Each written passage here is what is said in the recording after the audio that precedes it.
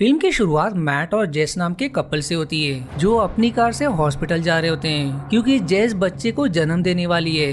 वहीं मैट को हर चीजों की वीडियो बनाने का बहुत शौक होता है, इसलिए वो अभी भी वीडियो ही बना रहा होता है कि तभी बातों बातों में उसका ध्यान भटक जाता है जिससे गाड़ी आकर उनकी कार को टक्कर मार देती है जिसमें मैट की एक आंख फूट जाती है और इस हादसे में जेस और मैट अपने बच्चे को भी खो देते हैं। अब हमें 10 महीने बाद का सीन दिखाया जाता है जहां मैट अपनी प्रोस्थेटिक आंख में कैमरा फिट करके उसे लगा लेता है ताकि वो सारी चीजें अपनी आंख से ही रिकॉर्ड कर सके, क्योंकि वो अपने दोस्तों के साथ जंगल में बने अपने बॉस के केबिन में छुट्टियां मनाने जा रहा है। और तभी उसे खबर मिलता है कि किसी तरह का यूएफओ सैटेलाइट से टकरा गया है जिसने सैटेलाइट को बर्बाद कर दिया। पर मैट इस पर इतना ध्यान ना देते हुए जेस और अपने कुत्ते टेड के साथ घर से निकल जाता है और सबसे पहले वो अपने दोस्त जियो और उसकी गर्लफ्रेंड लिज से मिलता है जिसे भी वीडियो बनाने का काफी शौक होता है। जिसके बाद वो जेस के भाई ट्रे और उसकी गर्लफ्रेंड जूलिया को लाने चला जाता है और थोड़ी दूर आने पर वो दोनों भी उनके कार में सवार होकर सभी केबिन के लिए निकल जाते हैं। अब रास्ते में सभी मैट से पूछते हैं कि तुम्हारे बॉस ने जंगल में इतनी दूर केबिन क्यों बनाया, जिस पर वो कहता है कि मेरा बॉस एक शिकारी है और उनका मानना है कि बिगफुट जैसा एग्जिस्ट करता है और वो उसी को पकड़ना चाहते हैं, इसलिए उन्होंने जंगल में केबिन बनाया। पर ये सुनकर सभी हंसने लगते हैं क्योंकि बिगफुट नाम का कोई जानवर एग्जिस्ट ही नहीं करता।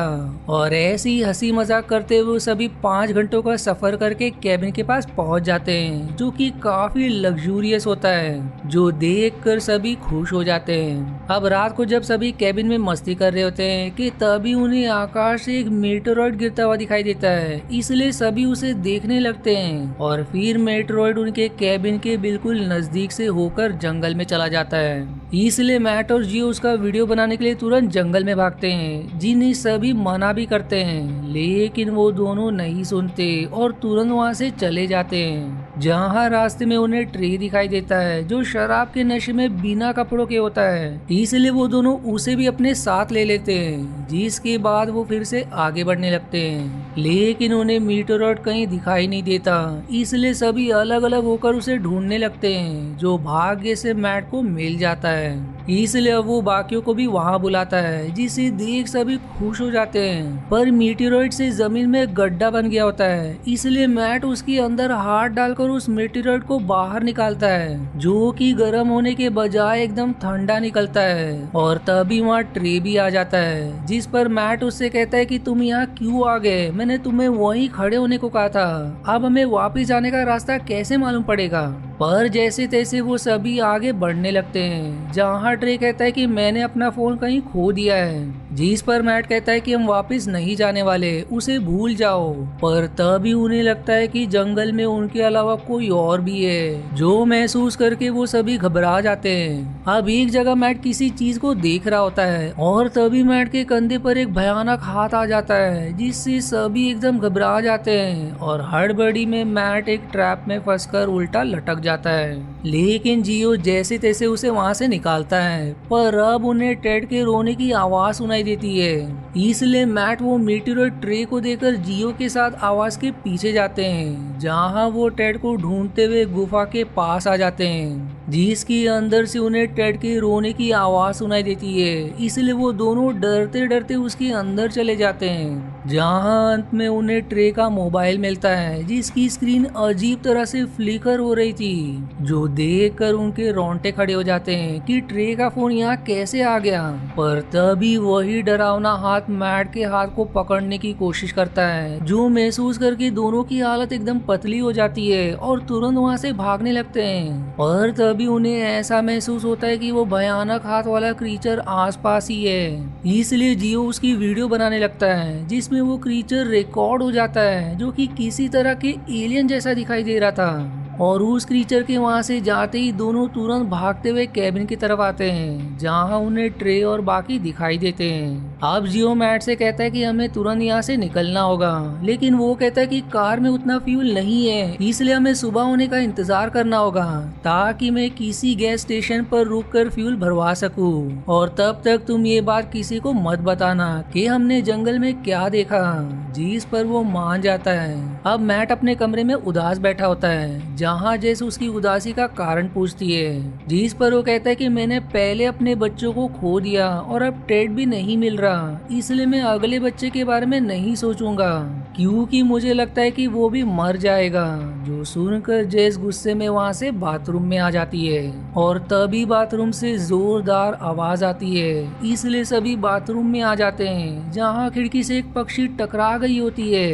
अब वहीं रात होने पर जूलिया का फोन अपने आप रिकॉर्डिंग करने लगता है जिससे ट्रे की नींद टूट जाती है, इसलिए वो फोन लेकर नीचे हॉल में आ जाता है। पर अब केबिन में लगे सारे कैमरास और टीवी भी अजीब तरह से फ्लिकर करने लगते हैं और तभी ट्रे के पीछे वो क्रीचर आकर उसे पकड़ लेता है। अब मैट भी केबिन में सारी चीजें चेक करता है जहाँ हर चीज में कुछ न कुछ खराबी हो रही होती है, साथ ही घर की घड़ी और मैट की घड़ी बहुत तेजी से चल रही होती है, इसलिए मैट सारे कमरे को चेक करने लगता है। और जब वो हॉल में आता है तो उसे वहाँ ट्रे दिखाई देता है जो मानो पोजेस होकर कह रहा होता है कि सभी मरने वाले हैं, जिस पर मैट को बहुत ही अजीब लगता है, इसलिए वो उसे उसके कमरे में छोड़कर टीवी चेक करता है जिसमें उसे अजीब से एक सिंबल दिखाई देता है। पर अचानक में ही टीवी बंद हो जाती है, जिसके बाद मैट फिर से केबिन को चेक करने लगता है, पर तभी उसके सामने जूलिया आ जाती है जिसे देखकर वो घबरा जाता है। जूलिया उससे कहती है कि ट्रे कहीं दिखाई नहीं दे रहा, जिस पर मैट कहता है कि मैंने तो उसे तुम्हारे कमरे में ही छोड़ा था और अगर वहाँ वो नहीं है तो फिर कहाँ चला गया। इसलिए वो सारे सीसीटीवी की फुटेज अब चेक करने लगता है जिससे उसे पता चलता है कि ट्रे हिप्नोटाइज स्टेट में जंगल में चला गया है, इसलिए वो सभी तुरंत केबिन के बाहर आते हैं। पर जूलिया अकेले ही जंगल में जाने लगती है, जिस पर मैट समझाता है कि अकेले वहाँ जाना खतरे से खाली नहीं है, मैं जियो को लेकर आता हूँ, हम दोनों उसे ढूंढ लेंगे। इसलिए वो जियो को नींद से उठाकर बाकियों के पास आता है, पर तब तक जूलिया जंगल में चली गई होती है, जिस पर फिर मैट जेस को वहीं रुकने का कहकर जियो के साथ जंगल में जाता है। पर जियो एकदम घबराया हुआ होता है, वो मैट से कहता है कि अगर मैं मर गया तो मेरी माँ को बता देना कि इसमें तुम्हारी गलती है, तुम जबरदस्ती मुझे जंगल में ले गए थे। पर मैट कहता है कि अपनी बकवास बंद करो, मुझे उन दोनों को ढूंढना है। और तभी मैट को वो क्रीचर अपने साथ घसीट कर ले जाने लगता है, पर जैसे तैसे वो खुद को बचा लेता है, जिसकी बाद क्रीचर वहाँ से चला जाता है। इधर जिस 911 पर फोन करके मदद के लिए बुलाती है, लेकिन वो पूरी बात बताती कि कनेक्शन टूट जाती है। वहीं मैट जंगल में जगह जगह बलून लगा रहा होता है ताकि वो रास्ता ना भटक जाए। और इधर जूलिया को जंगल में ट्रे अजीब तरह से खड़ा दिखाई देता है, पर अगले ही पल वो गायब भी हो जाता है। और तभी वहाँ वो क्रीचर आकर जूलिया को भी अपने साथ ले जाता है। और अब उसकी चीख सुनकर जियो और मैट वहाँ आ जाते हैं, जहाँ उन्हें जूलिया का जूता और कपड़ा मिलता है। और तभी उन्हें ट्री की आवाज सुनाई देती है, इसलिए अब वो सभी उस तरफ भागते हुए कॉर्नफील्ड में आ जाते हैं, पर उन्हें वहाँ कोई भी नहीं मिलता। जियो अब सुझाव देता कि हमें वापस चलना चाहिए, हम उन्हें यहाँ नहीं ढूंढ सकते। लेकिन मैट कहता है कि अगर हम बलून में मोबाइल को बांधकर हवा में उड़ा दे तो हमें ट्री और जूलिया का पता चल सकता है, पर इसके लिए उनके पास एक भी बलून नहीं होता। लेकिन तभी अचानक वो सारे बलून्स वहाँ आ जाते हैं जिन्हें उन्होंने रास्ते में लगाया था, जो देखकर वो घबरा जाते हैं। पर अब उनके पास कोई और चारा ना होने के कारण वो उन बलून्स में मोबाइल को बांधकर हवा में उड़ा देते हैं, जहाँ पूरे कॉर्नफील्ड में वैसा ही सिंबल बना होता है जैसा टीवी में दिखा था, जो देखकर वो दोनों भी दंग रह जाते हैं। और तभी उन्हें उस वीडियो में ट्रे दिखाई देता है, इसलिए वो उसकी तरफ भागते हैं, लेकिन वहाँ ट्रे नहीं बस उसका कपड़ा होता है। और तभी उन्हें वहाँ उस क्रीचर के होने का आभास हो जाता है, इसलिए अब वो दोनों वहाँ से भागकर जंगल में आ जाते हैं। मैट अब जियो से कहता है कि उस क्रीचर को हमसे कुछ चाहिए, इसलिए उसने ही हमें वो बलून लाकर दिया था, हमें तुरंत केबिन में जाना चाहिए। लेकिन वो केबिन का रास्ता भटक चुके होते हैं, पर तभी उन्हें फिर से अलग अलग जगह बलून दिखाई देते हैं, जिनका पीछा करके वो केबिन तक पहुंच जाते हैं और वहां से भागने की तैयारी करने लगते हैं। लेकिन जेस कहती कि मैं अपने भाई को छोड़कर नहीं जाऊंगी, इसलिए जियो और लिज वहां से कार लेकर जाने लगते हैं, पर कार खराब हो गई होती है, इसलिए वो दोनों साइकिल से ही जाने का तय करते हैं। जियो मैट से कहता है कि मैं जल्दी मदद लेकर वापस आऊंगा। पर जैसे ही वो थोड़ी दूर जाते हैं, हम गाड़ी के कांच से देख पाते कि उन्हें किसी इनविजिबल फोर्स ने आकाश में घसीट लिया है। अब मैट तुरंत जेस के साथ कैबिन में आता है और अपनी आंख वाले कैमरा में रिकॉर्ड हुई वीडियो को चेक करता है, जिससे उसे पता चलता है कि कोई जियो और जूलिया को अपने साथ आकाश में ले गया है। और तब उसे वो वीडियो भी दिखाई देता है जब न्यूज में बताया जा रहा था कि यूएफओ ने सैटेलाइट को बर्बाद कर दिया। और जैसे ही यूएफओ सैटेलाइट से टकराने वाला होता है, मैट उस वीडियो को स्टॉप कर देता है जहां उस यूएफओ में भी वही सिंबल बना होता है। इसलिए वो तुरंत बाथरूम में आकर उस मीटरऑइड को चेक करता है जिसमें भी वैसा ही सिंबल चमक रहा होता है। और साथ ही खिड़की पर जब पक्षी टकराया था तो उस क्रैक में भी वही सिंबल बना था, जो देखकर अब वो और घबराने लगते हैं। इसलिए अब वो जेस से कहता है कि मुझे ऐसा लगता है कि वो क्रीचर इस मीटियोराइड को वापस पाना चाहता है, लेकिन मैं उसे तब तक ये नहीं दूंगा जब तक वो मेरे दोस्त को वापस ना कर दे।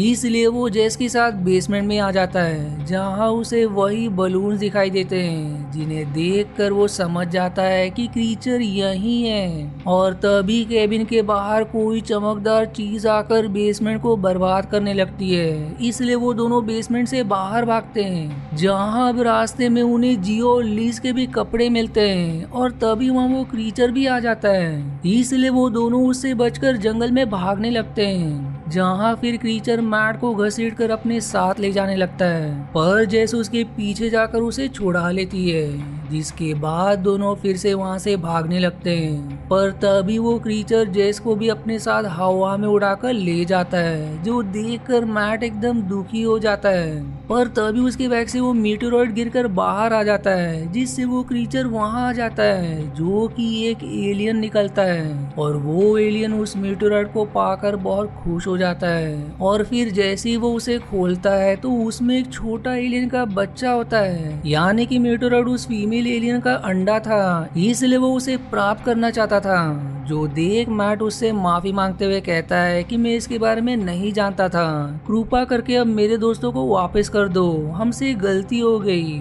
जिस पर फिर वो एलियन जोर से चिल्लाकर यूएफओ को वहां बुलाती है और फिर अपने बच्चे के साथ वो उस यूएफओ में सवार होकर आकाश में चली जाती है, जिसके बाद उसमें से अलग अलग जगह रोशनी निकलती है, जो कि वो सारे लोग होते जिनका एलियन ने अपहरण किया था। जो देख मैट एकदम खुश हो जाता है। और तभी वहाँ पुलिस हेलीकॉप्टर भी आ जाती है, जो कि जेस के 911 पर कॉल करने से आई होती है। अब इसके बाद हम एक साल बाद का सीन देखते हैं, जहाँ मैट और जेस को एमिली नाम की बेटी हुई होती है, जिसे पाकर वो दोनों एकदम खुश होते हैं। और इसी हैप्पी एंडिंग के साथ ये मूवी यहीं समाप्त हो जाती है। आशा है आपको मेरी एक्सप्लेनेशन पसंद आई। यदि हाँ तो प्लीज वीडियो को लाइक करना और चैनल को सब्सक्राइब करके सपोर्ट करना ना भूलें। मिलते हैं अगले एक्सप्लेनेशन वीडियो में, तब तक के लिए धन्यवाद दोस्तों।